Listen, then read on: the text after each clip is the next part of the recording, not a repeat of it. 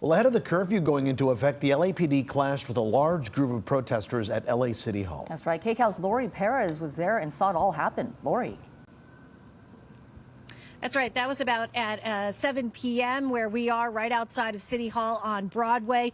We saw police aggressively moving to break up a crowd that was really growing. I mean, there were several hundred people that they had to get control of.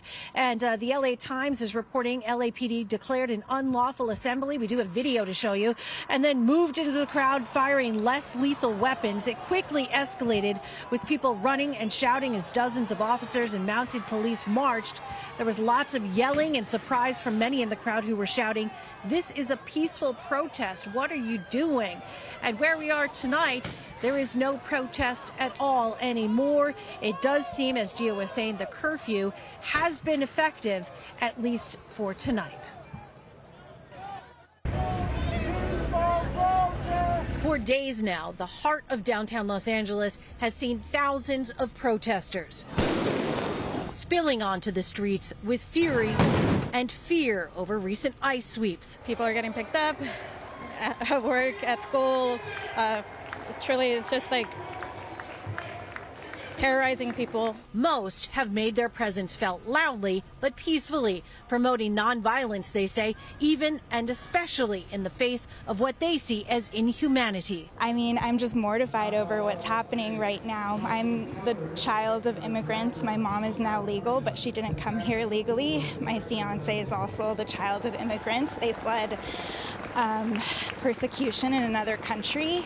I think our country stands for welcoming immigrants, and that's really what this is about. But as the temperature and rhetoric has risen, especially after the federal deployment of the California National Guard and the Marines, others have acted out, getting into dangerous confrontations with law enforcement, hurling rocks and fireworks at officers who return fire with less lethal weaponry. And then there's block after block of painted profanity, some protesters leaving a trail of vandalism. One man told us he doesn't agree with it, but he understands it. Even though there has been some destruction of property, all the property in the United States does not compare to a single life that's being abused in these facilities, in my opinion. Maybe not, but Mayor Karen Bass is not standing for it. She imposed a regional curfew to try to restore order in the overnight hours. It's in place from 8 p.m. until 6 a.m. across most of downtown Los Angeles. So let me just say that the emergency declaration that I signed yesterday does not have a time limit to it. And so the curfews will go on as long as they are needed. But you know, it's really kind of interdependent on what the response is from the federal side. If there are raids that continue, if there are soldiers marching up and down our street, I would imagine that the curfew will continue.